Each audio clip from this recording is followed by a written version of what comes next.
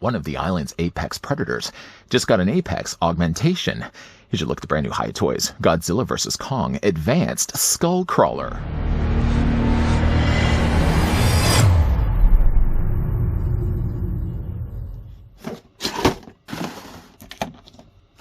Prepare to encounter the enhanced Skullcrawler as it appears in Godzilla vs. Kong with his previews exclusive Hiya Toys Exquisite basic figure. In the film, Skullcrawler undergoes secret cultivation by Apex, featuring red bone structure. This monster is larger and stronger than the usual, standing at length of approximately 14 inches and a height of 4.3 inches tall. This highly articulated figure references the design data from the film to capture all the intricate details of the fearsome Skull Island monster. While it may have started as a predator, it soon becomes the practice for Mechagodzilla. And how about, just before we get a closer look at the Godzilla vs. Kong Advanced Skullcrawler, first let me send out a big thank you to the folks over at Hiya Toys that were kind enough to provide this sample. The Advanced Skullcrawler is slated to drop in April 2025 for the price point online of $50.99. We'll be also bringing in a couple of examples, not one being Mechagodzilla because we don't have that release yet, but don't worry, I'll be bringing in a Godzilla and a couple of Kongs. First, though, let's grab the tape measure also, and I want to show you guys just how long this actually is. Now, the wire frame built into the tail of the Skullcrawler works sort of the same way as the original Skullcrawler that we got from Hiya, in that you can also manipulate the length of the tail. The way it's designed right now, in its full length, gives us a pretty long version of the Skullcrawler. Just to show you guys what I mean by that, we're going to start to the very end of the tail and work our way to the front of the snout. Yeah, the Skullcrawler is 14 inches in length, based at least on this configuration, and that translates, though, to a figure that's about 35 centimeters long. For its height, though, again, that can also vary, too. With the way I have it, at least right now, to the top of his spine, the Advanced Skullcrawler is 4 inches in height, or about 10 centimeters tall. I did say a couple of Kongs, didn't I? Yeah, because actually Hiya did release 2 size classes of King Kong. Even though really technically this wasn't the first release of him, he is though the smallest and the youngest if you're looking at the timeline. This is also the King Kong that appears on Skull Island, but he gets a lot bigger though when he has to trade blows with Godzilla, giving you guys that example as well. This was the first release of King Kong. This was then the later release of King Kong. And now, of course, speaking of Godzilla vs. Kong, in fact, let's actually just move this guy just a little bit more in the middle. We'll move King Kong back here a little bit. We'll put the Skull Island version of King Kong front and center. And of course, making room for the King of the Monsters. Speaking of course, obviously, that this is Godzilla vs. Kong, I did want to bring in at least that release. Even though the mold has been used several times for Hiya Toys, the colors have also changed as well. If you're looking around the plastic tray where the Skullcrawler is kept, hoping to find more than one accessory, you might be a bit disappointed to find that the figure only comes included with the tongue. The thing, though, about the tongue is it's only in place by just the lid alone. There's no strap piece, there's no tape to keep it in place. So once you take the lid off, you really want to make sure that the tongue doesn't fall out in the process. The tongue looks gnarly, though. It's made of a pretty soft plastic as well. You can see that it also does have a little peg on the bottom of this. You will swap it out with the tongue that he has currently in his mouth. And of course, to do that, let's pick up the Advanced Skullcrawler and open wide. And inside you can see there's his mouth. Now, if you wanted to change the tongue out, let's just say you don't really like the way the tongue looks right now. Basically, just grab onto the tongue and just pull that off. That's all you need to do. And make sure, though, of course, you put this back in the tray or in a bag or someplace where you know that the accessory isn't going to get lost. Then take the changed out tongue. Just before we actually do that, I want to show you guys the differences between the two tongues.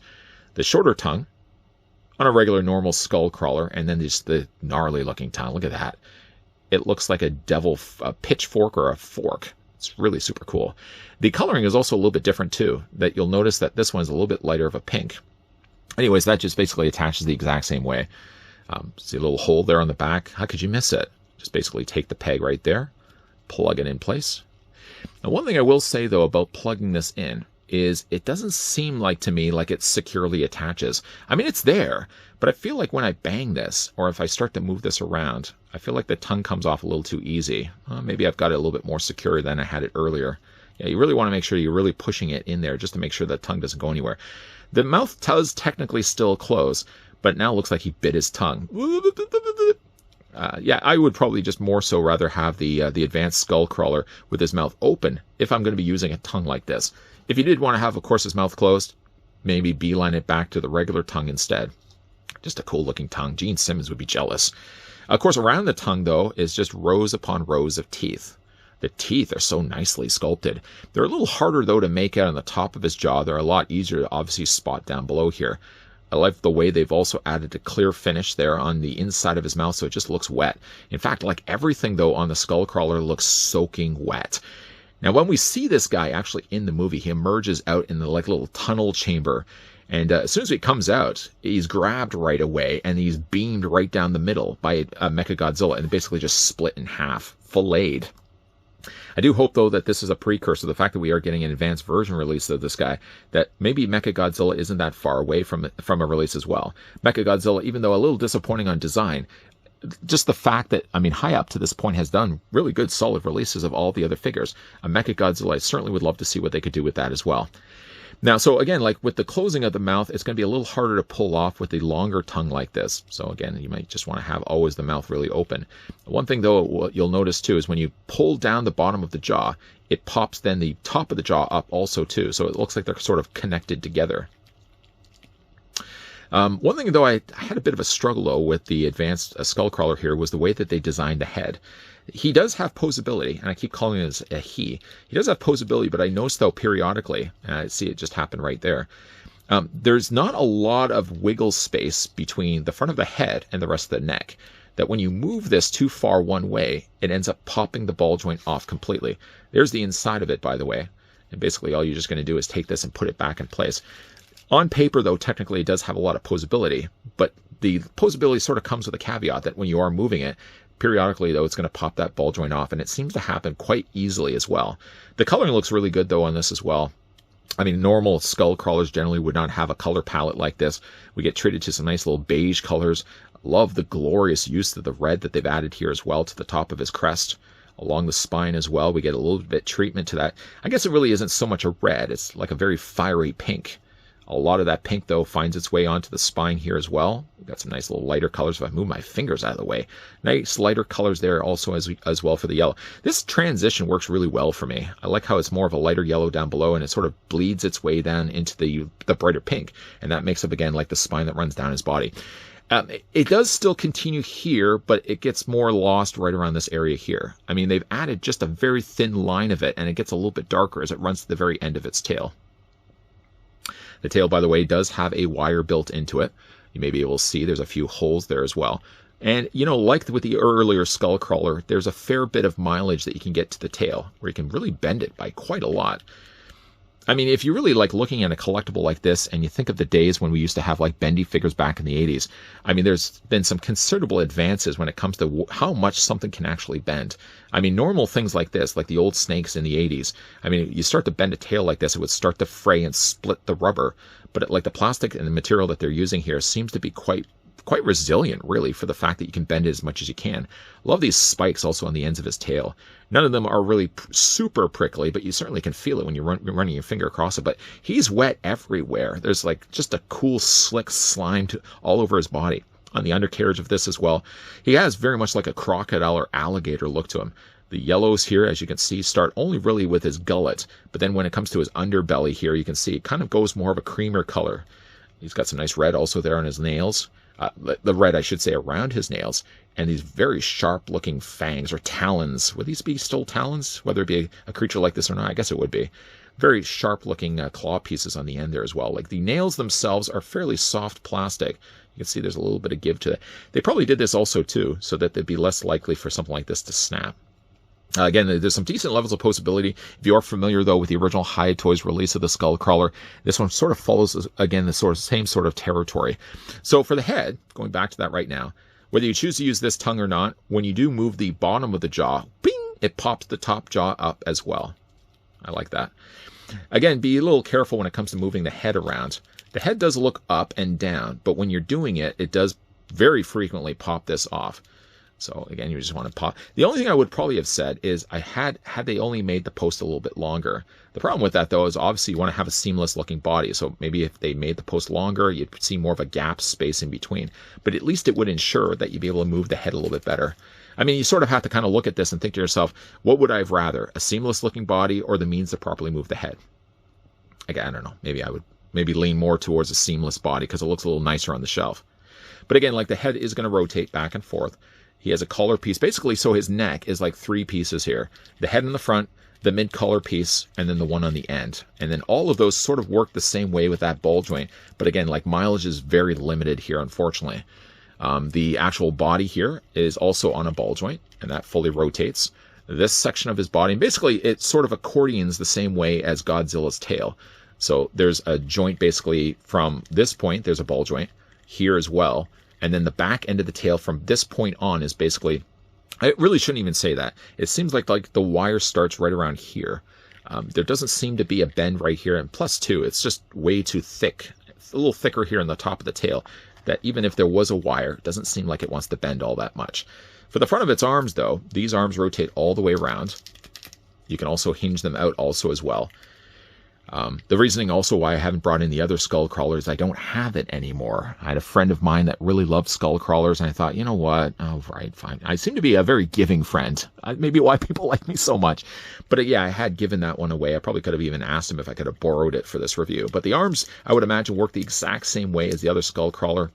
My only real concern, though, is I feel like the shoulder joints over time, will these start to develop too loose of a joint where he's not going to be able to hold his own weight. Right now, it seems to be okay. But again, I would imagine the more you're rotating it like this and hinging out like this, you're probably going to start to loosen up that joint a little bit more. The arm itself also has a swivel in what I would probably consider to be the bicep section. You got a nice little gnarly spike sticking out from his elbow. There's also I want to say like a double hinge, and I guess that really would be the correct way of describing it, because there's technically a peg right here and a peg here. It's hidden, but that gives you a mileage of where you'd be able to bend it here and here. So I guess that would be a double bend in the elbow or the hind of the leg. There's also a swivel down below here in the ankle. You can move the foot up and down this way. And there's also a nice little ankle rocker as well. I mean, it's really, again, depending on how you want to have these displayed. You can also successfully pulled off, like I did at the beginning of this review, where you can have the tail upright and sort of have it more lunged forward. Some people would also, I would imagine, probably prefer to have the tail maybe just still resting, so it ensures as well that the Skullcrawler isn't going to fall. It's entirely up to you how you really want to have it displayed. One, though, way of displaying this as only something I can only hope down the road that Hiya is going to release is, again, a Mechagodzilla. Because, again, like Mechagodzilla, honestly, though, I didn't really like the design of it, though, in Godzilla vs. Kong. The fact, though, at least we got ourselves a Mechagodzilla in that movie, being how successful Hiya has been so far with the Exquisite miniseries and the Exquisite series as a whole, I hope that a Mechagodzilla is something that we're certainly going to be getting. And certainly also while coming to displaying this guy, there goes the tongue. Displaying this guy, I would probably go the route more of getting the tongue. This gnarly looking tongue, I think, is kind of my preferred tongue to choose of the two that he has for display. But it also means as well that you're probably going to also always have the mouth open too, just because it looks a little awkward when you've got the mouth closed like this and a little bit of tongue hanging out the side. Also, for final looks, of course, I guess just before we get to the final looks of the figure, I want to bring in Godzilla. And where's King Kong? I had actually put King Kong over there to the side. There we go. So it's sized pretty well, but the one thing it certainly has that the other two in booked and on either side can't say that they have is just a lot of color. The advanced version of the Skullcrawler has all these glorious pops of color, whether it be the hot pink, whether it be, again, the additional yellow that they've added in there. It really then adds a lot more of a rewarding experience when you're seeing this thing sitting on a shelf. Liking the look of the advanced Skullcrawler? Yeah, me too. This guy, like I said, is slated to drop in April 2025, so we'll have to unfortunately wait out the remaining of 2024 and then 4 months into the new year before this guy starts shipping in various online sites for the price point, again, of $50.99. I keep looking, though, online to see if Hiya has teased a Mechagodzilla from Godzilla vs. Kong. The only closest thing I've been able to find is that Hiya is going to be releasing a Godzilla vs. Mechagodzilla 2, which is also going to be a Mechagodzilla Exquisite, but it's not going to be the Mechagodzilla, obviously, from this film series or this universe for that matter. Fingers, though, crossed that eventually we do get ourselves a Mechagodzilla, and I also hope that maybe while they're still getting the most mileage out of this mold, maybe release a battle-damaged, filleted version of an advanced Skullcrawler that would go perfect and as an accompanying piece for that eventual release of Mechagodzilla. If, though, in the meantime, wishful thinking aside, I'd like to thank the folks over at Hiya Toys that again did provide the sample of the Godzilla vs. Kong. This was the advanced Skullcrawler that we had the chance to have a look at in this review. Let me know what you guys think of this figure down below in the comments section. Do you guys also have the original Skullcrawler and could really see yourselves also being interested in getting this one? And what did you guys also think of the design of Mechagodzilla in Godzilla vs. Kong? Wasn't a big fan of it myself, but were you? Let me know down below. You guys can also, if you guys enjoyed this video, do it a solid, throw it a like. You guys want to stick around for more so? I hope so. We may not be having any more Hiya toy reviews for the rest of this week, but there certainly is going to be more videos coming your way. So as always, thanks for watching. See you guys next time.